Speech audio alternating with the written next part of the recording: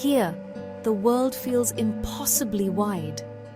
A vast, flat canvas stretches to meet the horizon in every direction.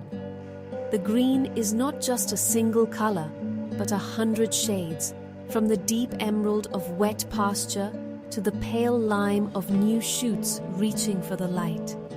It is a land painted with quiet, deliberate strokes. Long, straight canals slice through the fields, their surfaces like polished mirrors, reflecting the immense sky above.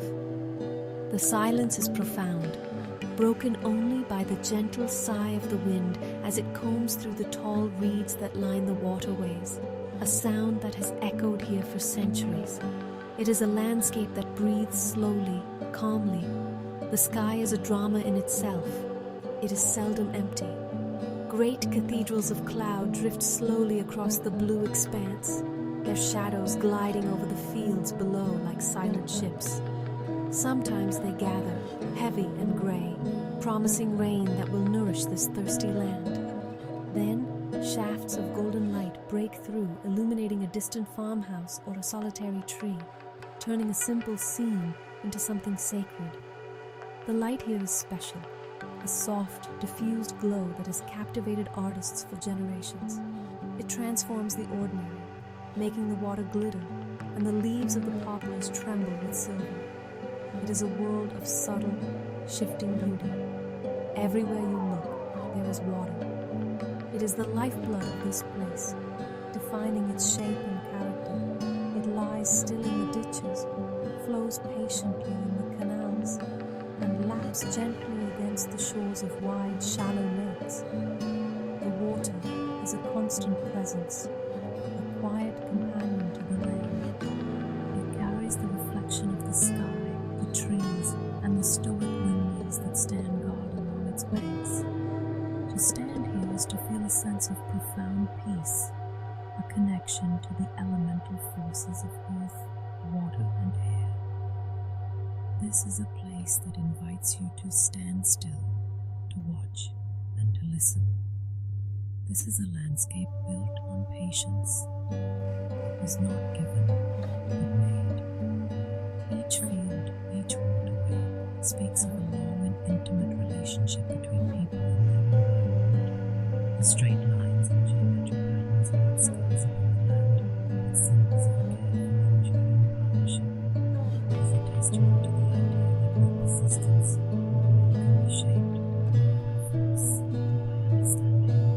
The flatness itself is a statement, a declaration of human manhood upon the face of the earth. This quiet harmony holds a deep and powerful secret, one that is whispered on the wind. Listen closely. The air is alive with sound. The rustle of dry reeds in the breeze is a constant whisper, a secret shared between the land and the sky. In the quiet forests, the floor is a soft carpet of fallen leaves, muffling your footsteps. Here, the gentle coo of a wood pigeon echoes through the tall, straight trunks of beech and oak trees. Sunlight filters through the canopy in shifting patterns, dappling the ground in gold and green. A sudden snap of a twig reveals a deer, its large, dark eyes watching you for a moment before it vanishes silently back into the shadows. This is nature in its most gentle, unassuming form. Look to the skies and you will see them. Great flocks of birds move as one, a swirling, dancing cloud against the pale light. Geese call to each other as they fly in their perfect V formations, their voices carrying for miles across the open wetlands. Along the coast, oyster catchers and sandpipers dart along the shoreline, their tiny legs a blur as they chase the retreating waves. This is a vital stop on a global journey, a sanctuary for countless migratory species. Their arrival and departure mark the changing of the seasons, a timeless rhythm that connects this small country to the entire planet. The air is filled with their wings and their cries. The dunes are another world entirely. Here, the land rises and falls in soft, sandy waves, sculpted by the wind. Tough marram grass clings to the slopes, its deep roots holding the fragile hills together. The air smells of salt and wild thyme. In the hollows, sheltered from the constant sea breeze, small pockets of life thrive. Rabbits dart between patches of scrub, and the low buzz of insects fills the warm air. To walk here is to feel the fine sand shift beneath your feet, to hear the distant roar of the sea, a constant reminder of the power that lies just beyond these rolling barriers. This wild beauty exists in a delicate balance. It is a mosaic of carefully managed spaces where nature is given room to breathe. The forests are planted, the wetlands are protected, and the dunes are reinforced. Yet, within these boundaries, life flourishes with an untamed spirit. It is a managed wilderness, a garden on a colossal scale, but the wildness is real. The birds do not know of the plants that protect their homes. The deer do not understand the hands that planted the forests. They simply live, adding their own untamed beauty to this remarkable, ordered world. There is a strength here that is reflected in the people. You see it in the faces of the women, in the steady, untroubled gaze that seems to look right through you, to the horizon beyond.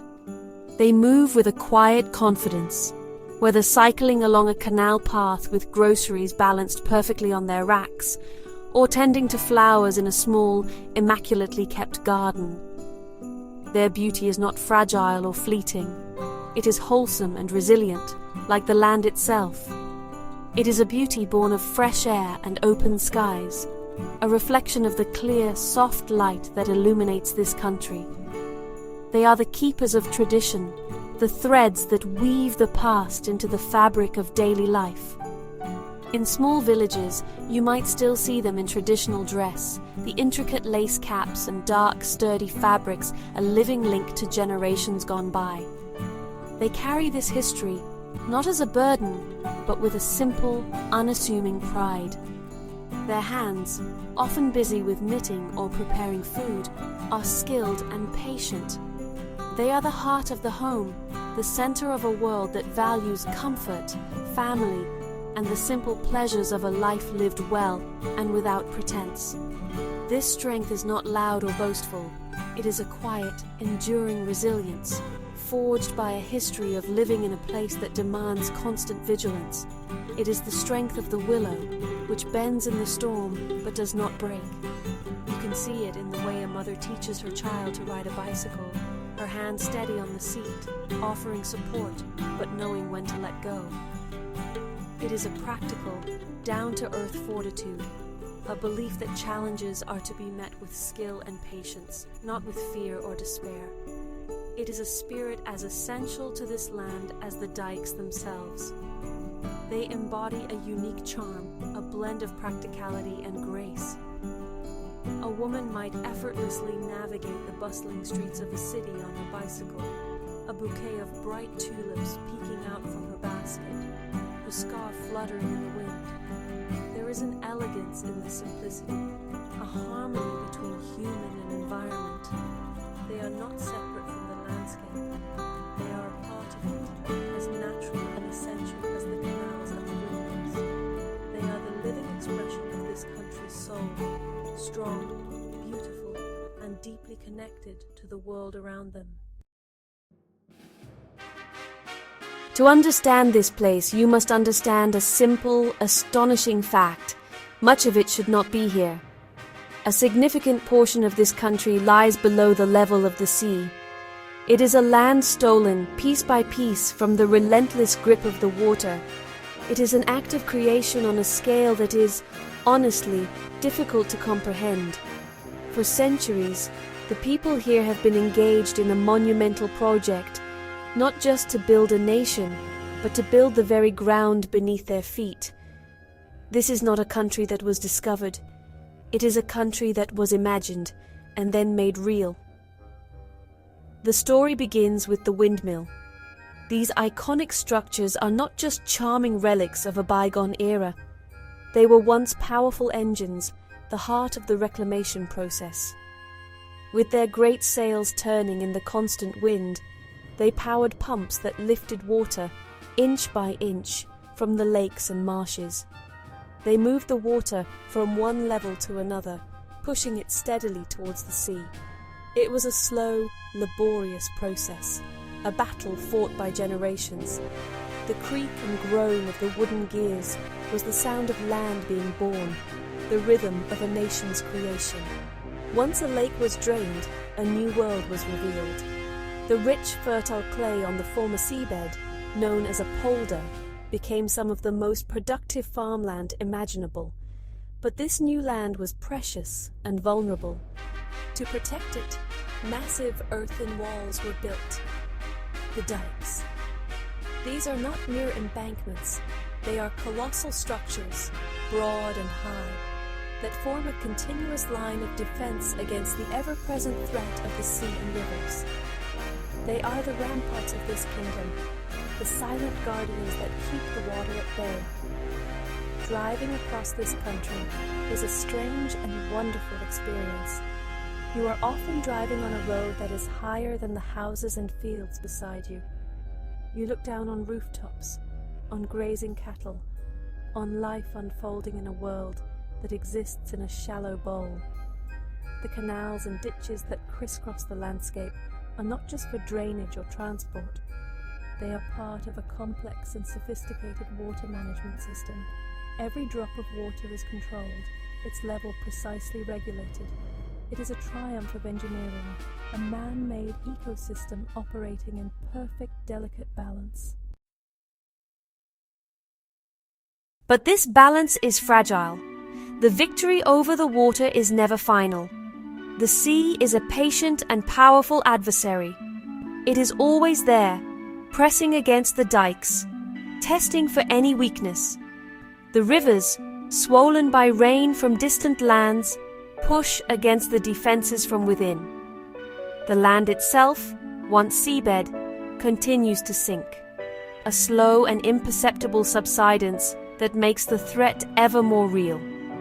To live here is to live with the constant, quiet awareness that the water is waiting. It is a truth that is woven into the national consciousness. This constant threat has bred a culture of ingenuity and foresight. The windmills of old have been replaced by immense modern pumping stations, technological marvels that can move vast quantities of water with quiet electric power. The dikes are no longer just walls of earth. They are complex engineering projects, reinforced with steel and stone, monitored by sensors, and constantly inspected. This is not a battle fought with drama and noise, but with calculations, with data, and with the quiet hum of machinery. It is a war of attrition, won through vigilance and unending innovation. The greatest evidence of this struggle can be found in the great storm surge barriers. These are giants of concrete and steel, vast gates that can be closed to shut the sea out of the country's major estuaries during violent storms. They are monuments to a collective will, a national promise that the devastating floods of the past will never happen again. When they are open, they are almost invisible, allowing the tides to flow freely.